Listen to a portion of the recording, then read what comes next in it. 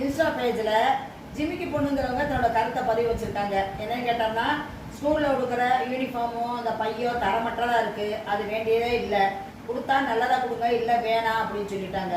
இன்னும் கேட்டோம்னா, இதுக்கு மேலே என்னோட கருத்து என்ன கேட்டோம்னா, அந்த ஸ்கூலுக்கு பக்கத்துலேயே இருக்கிற பெட்டி கடைகள், பலசர கடைகளில் வந்து சிகரெட்டு, பான், குட்கா, புகையிலை இதெல்லாம் நிறைய விற்கிறாங்க. இதெல்லாம் பார்த்தோம்னா கண்கூட பார்த்தோம் அந்த பள்ளிக்கூடத்தில் படிக்கிற பசங்க வாங்குறாங்க, வாங்கி அதை வந்து புகைக்கிறாங்க, செய்கிறாங்க. இதை வந்து நிப்பாட்டணும். இதை வந்து முதல்வர் கருத்தில் கொண்டு வர மாதிரி நான் சொல்லியிருக்கேன். இதை நானே எத்தனை இடங்களில் பார்த்துருக்கேன். இது போக என்னன்னு கேட்டோம்னா, ஒரு தாய் அழுகுறாங்க.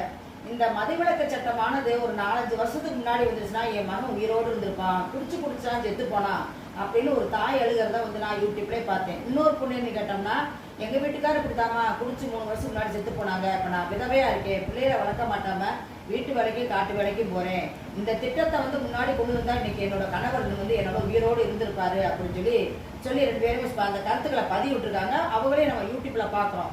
ஆனால் அவங்க என்ன சொல்லியிருக்காங்கன்னா, இப்போனாச்சும் அந்த சட்டத்திட்டம் வந்துச்சு, நம்ம முதல்வராக வந்திருக்கவங்க இந்த திட்டத்தை கொண்டு வந்து இப்போ கூட நன்றி, நாங்கள் தான் இவ்வளோ கஷ்டப்படுறோம்னா இனிமே இருக்க மக்களாச்சும் நல்லபடியாக இருப்பாங்கன்னு சொல்லி அவங்களோட நன்றியை தெரிவிச்சுக்கிறாங்க. முதல்வர் நான் சொன்ன அந்த பதிவுகளை வந்து கருத்துக்களை எடுத்துக்குவாங்க. இதில் ஒழிக்கிறதுக்கு கொஞ்சம் ஒரு சட்டத்திட்டத்தை கொண்டு வருவீங்கன்னு நாங்கள் நம்புகிறோம்.